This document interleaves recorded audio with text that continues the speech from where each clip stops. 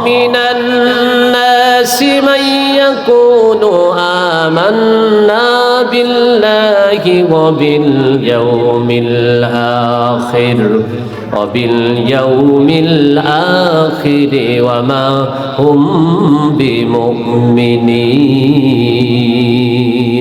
আল্লাহ তাআলা ডাক দিয়ে বলেন, ও পৃথিবীর মানুষ শুনে রাখো, অগণিত মানুষ আছে সমাজের ভিতরে।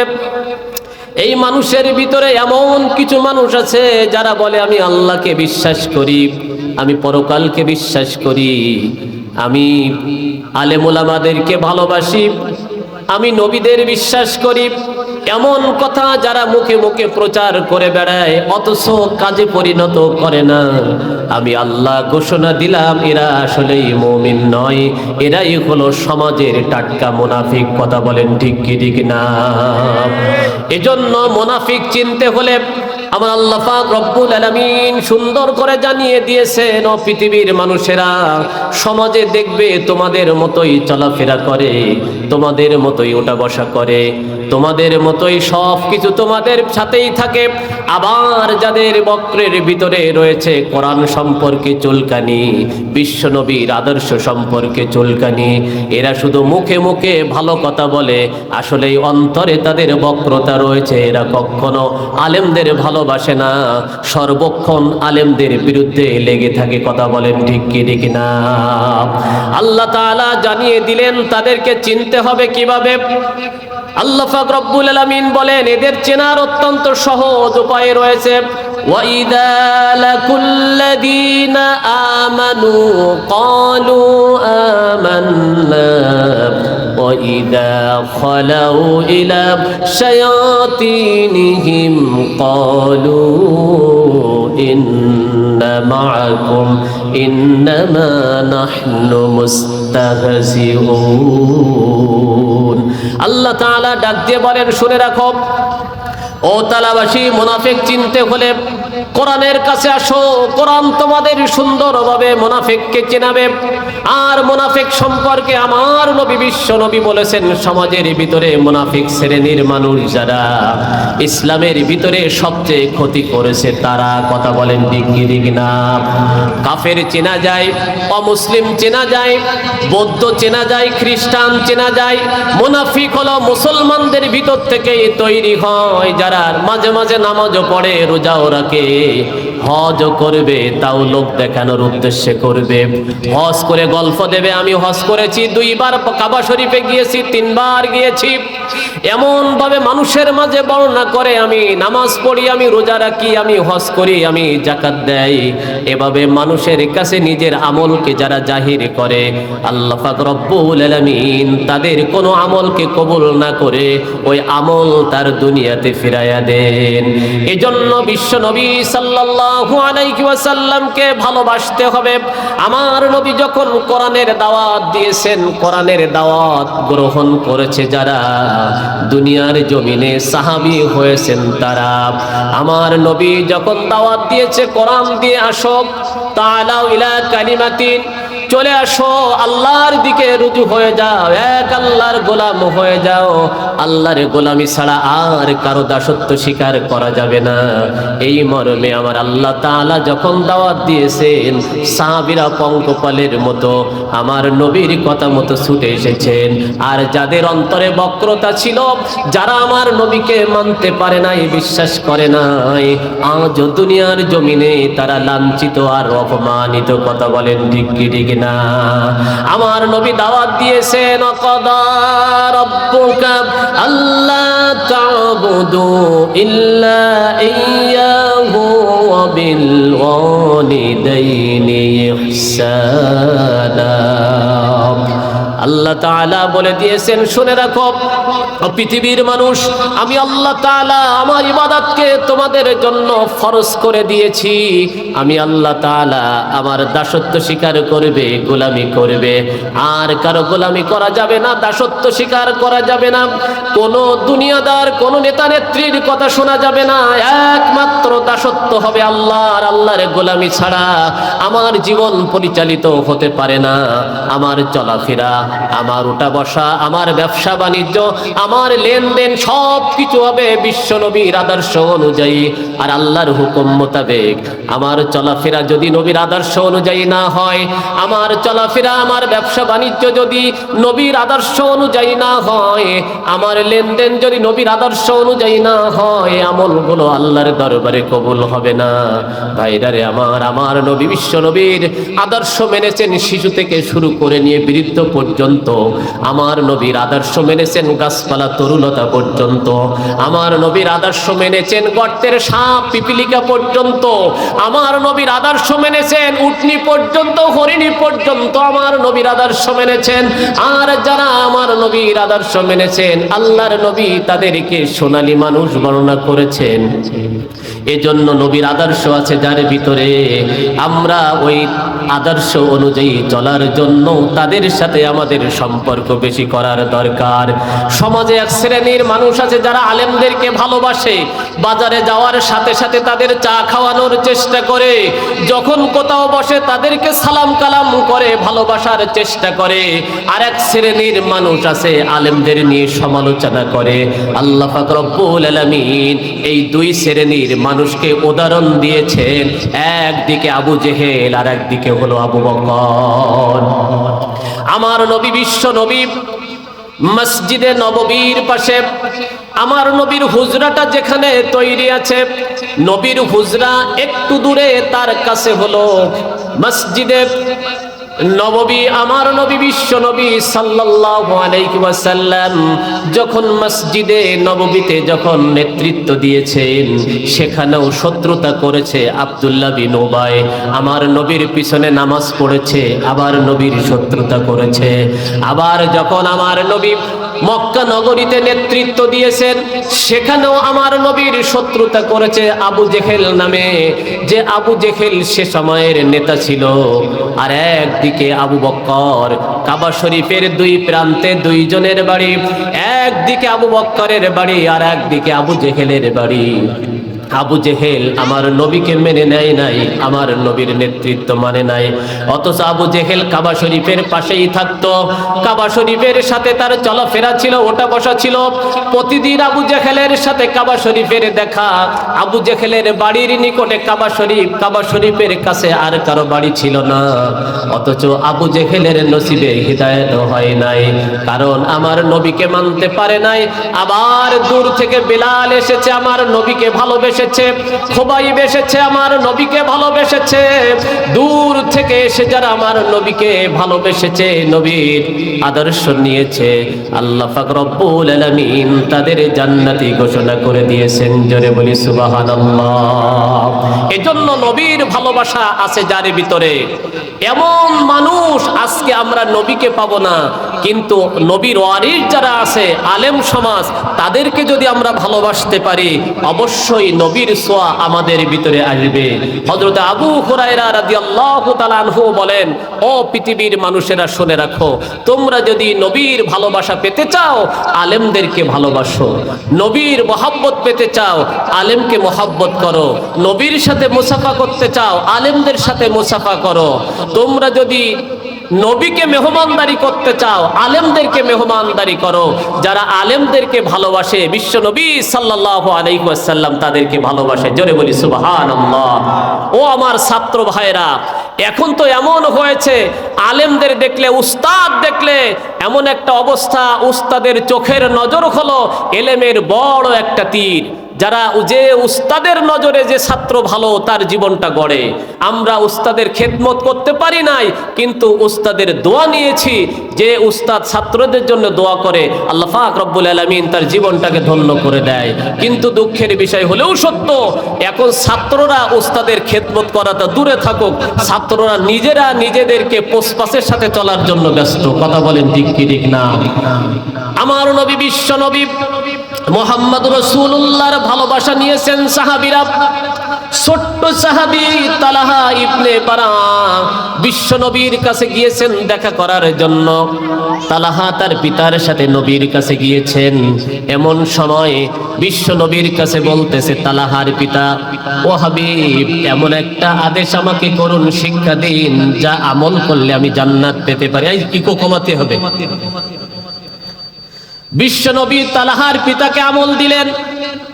ছোট্ট তালহা বিশ্ব নবীকে ডাক দিয়ে বলতেছেন, নবী আমার, আপনি তো আমার পিতাকে আমল দিলেন, আমাকে কোনো আমল দেন নাই। ইয়া রাসূলুল্লাহ, ইয়া হাবিবাল্লাহ, আমাকেও এমন একটা আমল দিন, আমিও যেন জান্নাত পেতে পারি। জোরে বলি সুবহানাল্লাহ।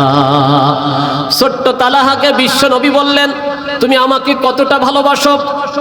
তালহা বলতেছেন, ইয়া রাসূলুল্লাহ, ইয়া হাবিবাল্লাহ, আমি আমার পিতার চেয়ে আপনাকে ভালোবাসি। বিশ্বনবী ছোট্ট শিশু তালহাকে প্রমাণ করার জন্য বললেন, যাও এই মুহূর্তে তোমার পিতাকে হত্যা করো। তালহা দৌড়ে যাচ্ছেন পিতাকে হত্যা করার জন্য।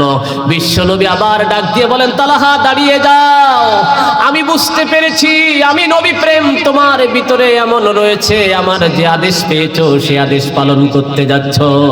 ও তালহা, তোমার পিতাকে হত্যা করা লাগবে না।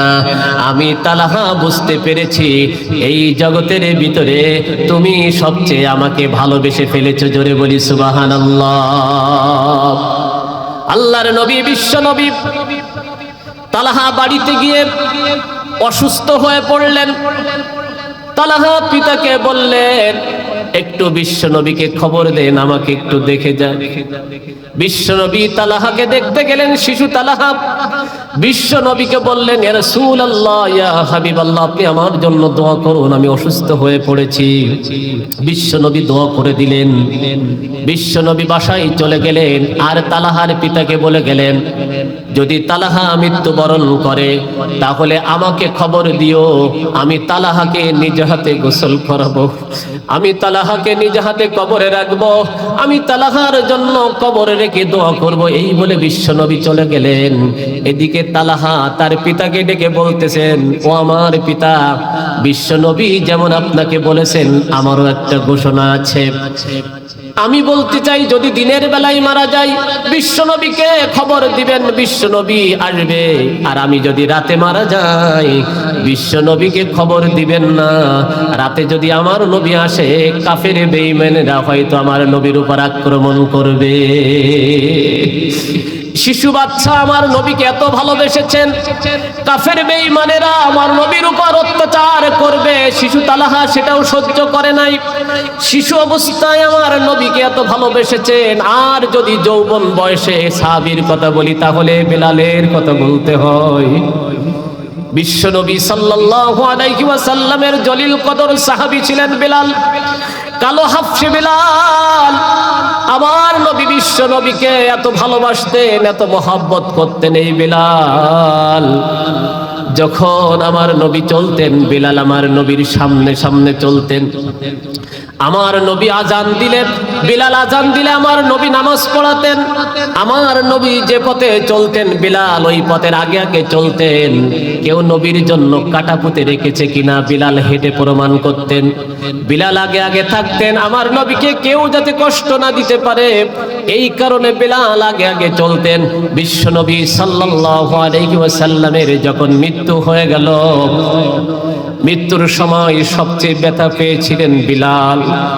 ডাক দিয়ে বলতেছেন, ও পৃথিবীর মানুষ শুনে রাখো, আমি বিলাল ঘোষণা দিলাম মানুষ মদিনায় আসার জন্য পাগল হয়ে যায়। আর আমি বিলাল আজকে যে মদিনায় নবী নাই, এই মদিনায় আমি আর থাকতে চাই না।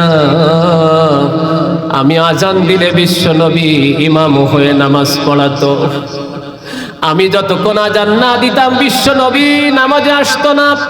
আমি চলার পরে বিশ্ব নবী সেই পথে চলতো। আমি আজান দিলে নবী আর আসবে না, আমি এই মদিনাতে আর থাকবো না। এই বলে বিলাল যখন মদিনা ছেড়ে চলে গেল, 6 মাস পরে আমার নবী বিশ্ব নবী বেলালকে স্বপ্ন দেখলেন, ও বিলাল, তুমি আমাকে না দেখে থাকতে পারতে না। আজকে 6টি মাস হয়ে গেল বিলাল, বিলাল, একটা বারের জন্য কি তুমি আমার রওজায় আসতে পারলে না? বিলালের আর সহ্য হলো না। বিলাল নবীর ডাক শুনে মদিনায় যখন প্রবেশ করেছে, মদিনার গলিতে আওয়াজ হয়েছে। ছোট ছোট বাচ্চারা যারা বেলালকে দেখেছে দৌড়ে বাসায় গিয়ে তার পিতাকে বলেছে, মাকে বলেছে, মা, ও মা, ও আমার পিতা, দীর্ঘদিন বিশ্ব নবীকে দেখি নাই। নবী যেদিন মারা গেছে সেই দিন আমরা বিলালকে হারিয়েছি, আর বিলালকেও দেখি নাই, বিলালের কণ্ঠের আজানও শুনি নাই। আজকে বিলালকে আসতে দেখেছি, মদিনাতে বিলালকে হাঁটতে দেখেছি। চলো না মা, একবার বিলালকে দেখে আসি। ও আমার পিতা, চলো বিলালকে একটা নজর দেখে আসি। মদিনায় আওয়াজ হয়ে গেল, বেলাল এসেছে, মদিনায় হাঁটতে দেখেছে। সবাই যখন এসে বলতেছে, বিলাল, বিশ্ব নবী চলে গিয়েছে, তুমিও চলে গিয়েছিলে, 6টা মাস তোমাকে দেখি নাই, আজকে একটা বারের জন্য তুমি আজান দাও। ও বিলাল, তুমি যদি আজান দাও, ওই নবীর প্রেম ভালোবাসা আমাদের ভিতরে এমন ভাবে জাগ্রত হবে, নবীকে দেখি নাই, তোমার আজান শুনে আমরা নবীকে আরেকবার, নবীর কত স্মরণ করতে পারবো। ও বিলাল, একটু আজান দাও। বিলাল বলে, না, যেই মদিনায় আমি আজান দিলে নবী ইমামতিতে আসতো, যেই মদিনায় আজান দেব নবী ইমামতিতে আসবে না, এই মদিনায় আমি আজানও দিব না, আর মদিনায় নামাজও পড়ব না। এই মদিনায় আমি আজান দিতে রাজি নয়। আব্দুর রহমান ইবনে আউফ বললেন, বিলাল, তুমি তো কারো কথা না রাখলে আমার কথা রাখতে পারো, একটাবার আজান দাও। কয়, না, আমি আজান দিব না। দৌড়ে গেলেন, সবাই বলে, চলো হাসান হুসাইনের কাছে যাই। হাসান হুসাইন যদি সুপারিশ করে তাহলে বিলাল আজান দিতে পারে।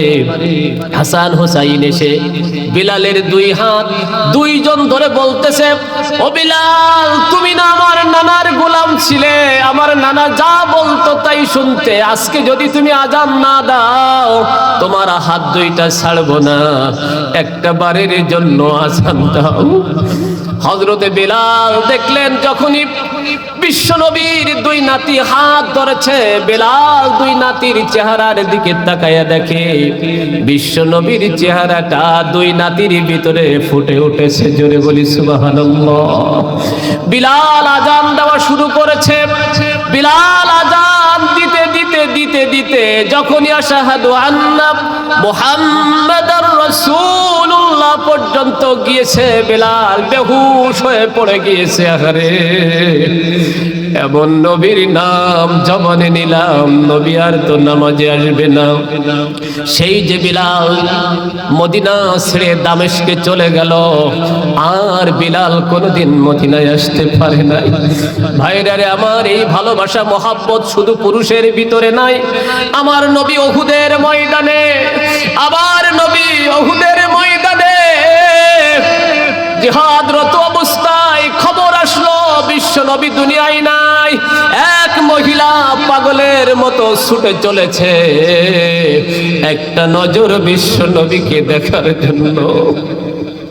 মহিলা দৌড়াচ্ছে নবীকে দেখবে, প্রতিমধ্যে সাহাবীরা জিহাদ থেকে ফিরে আসতেছে। মহিলা জিজ্ঞাসা করতেছে, তোমরা কি আমার বিশ্ব নবীকে দেখেছো?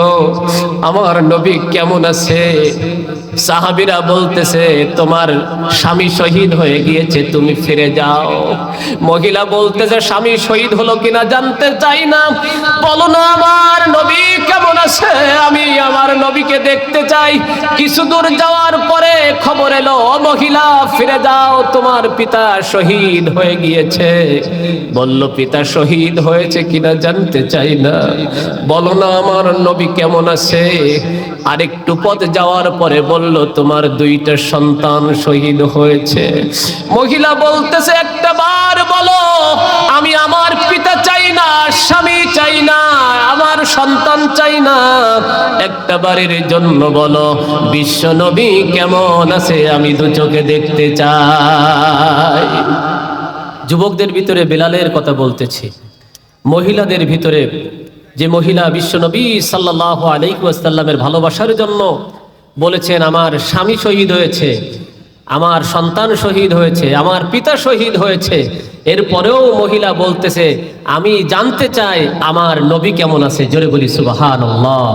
এই জন্য নবীর প্রেম ভালোবাসা যার ভিতরে নাই, এই ব্যক্তি দেখতে মানুষের মতো হলেও কি হবে, আসলে প্রকৃত মানুষের রূপ তার ভিতরে উপরে আছে বাহ্য দৃষ্টিতে, কিন্তু ভিতরে মানুষের রূপ তার ভিতরে নাই। কথা বলেন ঠিক কি ঠিক না? মানুষ হিসাবে বিশ্ব নবীর আদর্শ তার ভিতরে থাকতে হতো। বিশ্ব নবী এখন দুনিয়াতে নাই, আলেমদের ভালোবাসা আমাদের ভিতরে থাকতে হবে। বিশ্বনবী সাল্লাল্লাহু আলাইহি ওয়াসাল্লাম এই কারণে বলেছেন আল উলামা ওয়ারাসাতুল আম্বিয়া। আজকে নবীদের ভালোবাসতে আমরা পারি নাই, নবীর দেখা পাই নাই, কিন্তু আলেমরা তো রয়েছে, নবীর ওয়ারিস রয়েছে। বেলাল যখন মদিনাতে এসেছে, সাহাবীরা বলেছে নবীকে আমরা 6 মাস দেখিনি, বেলাল তোমাকে দেখে নবীর কথা আমাদের মনে পড়েছে। এজন্য আলেমদের দেখলে আল্লাহর কথা মনে পড়বে, নবীর কথা মনে পড়বে। যাদেরকে দেখলে, মাদ্রাসা তালবে ইলমকে দেখলে নবীর কথা মনে পড়বে, আল্লাহর কথা মনে পড়বে। আলেমদের দেখলে নবীর কথা মনে পড়বে, আল্লাহর কথা মনে পড়বে। এজন্য আলেমদের ভালোবাসা আমাদের ভিতরে থাকতে হবে। কি বলেন ঠিক কি ঠিক না? এজন্য যেভাবে পারি আমরা চেষ্টা করব আমার আচার আচরণে কোনো আলেম যেন কষ্ট না পায়। আমরা নবীকে ভালোবাসবো ওই সময় হৃদয় দিয়ে, অন্তর দিয়ে প্রমাণ করবে আলেমদেরকে আপনি ভালোবাসেন কিনা। আলেমদের যদি ভালোবাসেন তাহলে বুঝতে হবে যে আপনার ভিতরে নবীর প্রেম, নবীর ভালোবাসা আছে। আর নবীর ভালোবাসা অতক্ষণ আপনার ভিতরে আছে কিনা বুঝবো যখন আপনি সুন্নাতের উপর আমল করবেন। যার ভিতরে সুন্নাত নাই ও কখনো নবীর ভালোবাসে এটা শুধু মুখে মুখে কাজে পরিণত করতে পারবে না। এজন্য আমরা চেষ্টা করব সুন্নাতের মাধ্যমে নবীর ভালোবাসা, আর নবীর ভালোবাসা অর্জন করলে আল্লাহকে পেয়ে যাব। আল্লাহ পাক রব্বুল আলামিন এ কারণেই বলেছেন কুল ইন কুনতুম তুহিব্বুনাল্লাহা ফাত্তাবিউনি ইউহিব্বুকুমুল্লাহ ওয়া ইয়াগফির লাকুম যুনুবাকুম আল্লাহু গফুরুর রহিম। রাসূল তোমায় ভালোবাসি অন্তরে শুধুই মুখে না, জান্নাতের আশায় নয় হে রাসূল, জাহান্নাম কেউ ডরি না। তোমার ওই নাম শুনিলাম,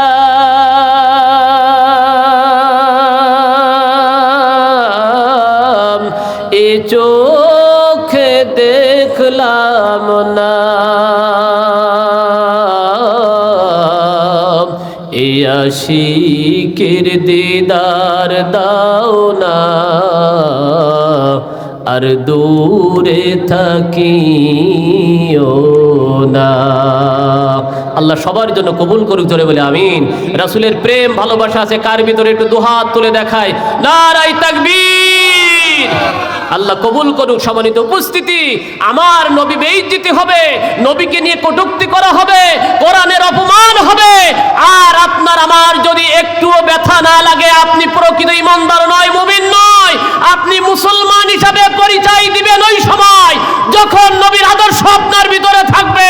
নবীকে নিয়ে যেখানেই যেভাবেই কটূক্তি করা হোক না কেন, ইসলামকে নিয়ে যেখানেই বাধা আসুক না কেন, সেখানেই বুকের তাজা রক্ত দিয়ে মোকাবেলা করতে হবে। কথা বলেন ঠিক কি ঠিক না?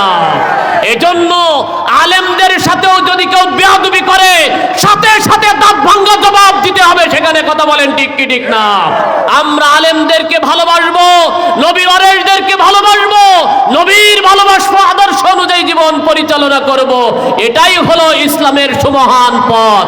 এজন্য মুখে মুখে শুধু ইসলাম আর আল্লাহ করে এভাবে নবীকে পাওয়া যায় না, জান্নাত পাওয়া যায় না। জান্নাত পাওয়ার একমাত্র পথ, শুধুমাত্র পথ আল্লাহর কোরআনকে ভালোবাসা, নবীর আদর্শ অনুযায়ী জীবন পরিচালনা করা। আল্লাহ পাক রব্বুল আলামিন আমাদের তৌফিক দান করুক, বলি আমিন। হযরত ঈসা আলাইহিস সালাতু ওয়াস সালামের মুজিজা ছিল, তিনি কুষ্ঠ রোগীর গায়ে হাত দিলে সুস্থ হয়ে যেত, অসুস্থ মানুষ সুস্থ হতো। ঈসা আলাইহিস সালাতু ওয়াস সালামের পরে সেই মুজিজা নাই। কিন্তু এমন একজন নবী, এমন একজন পয়গম্বর আল্লাহ পাক রব্বুল আলামিন আমাদেরকে নাজিল করেছেন, আমাদের জন্য মনোনীত করেছেন। বিশ্ব নবী আমাদের মাঝ থেকে চলে গিয়েছেন, কিন্তু এখনো সেই কোরআনের মজেজা রয়ে গেছে, বলি আল্লাহু আকবার। আসুন, আল্লাহ পাক রব্বুল আলামিন কোরআন নাজিল করে দিয়ে শুধু স্থান নয়, সময় দেন নাই, স্থান নির্ধারণ করে নাই, গোটা পৃথিবীর জন্য সুসংবাদ দিয়েছেন। আল্লাহ পাক রব্বুল আলামিন জানিয়ে দিয়েছেন, শাহরু রমাদানাল্লাযী উনজিলা ফীহিল কুরআন হুদাল লিন্নাসি ওয়া বাইয়িনাতিম মিনাল হুদা ওয়াল ফুরকান।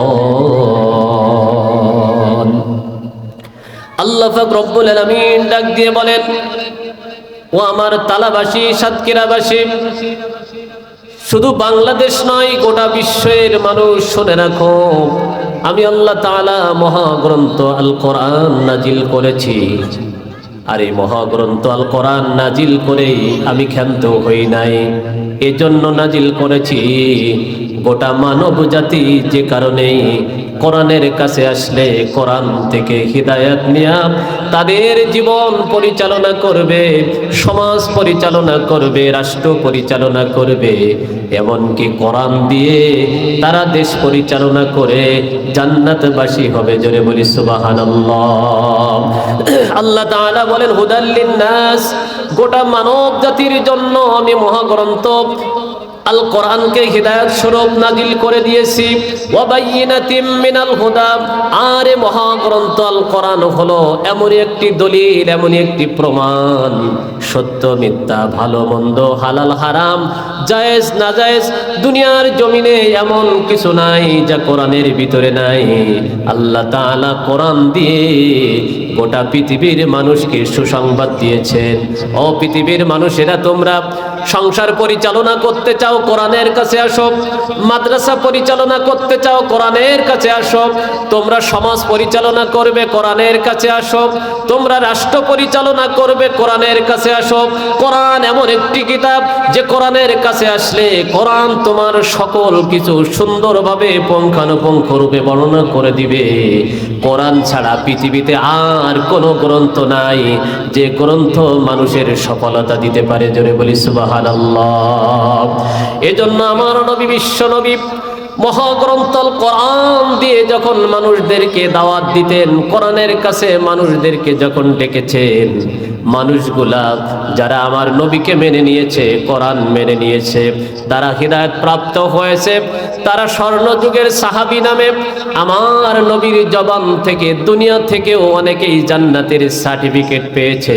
আর আমরা যারা কোরআন মুখে ভালোবাসি, কাজে পরিণত করতে চাই না, এমন সমাজের ভিতরে অনেক মানুষ রয়েছে কোরআন ভালোবাসে মুখে মুখে, অথচ কোরআনে রাষ্ট্র কায়েম হোক এমন চিন্তা চেতনা যাদের বিবেকের ভিতরে নাই। আল্লাহ তাআলা জানিয়ে দিয়েছেন, শুনে রাখো, তোমরা মুখে মুখে কোরআন ভালোবাসো, আসলেই তোমরা হলে মুনাফিক, তোমরা মুমিন নও।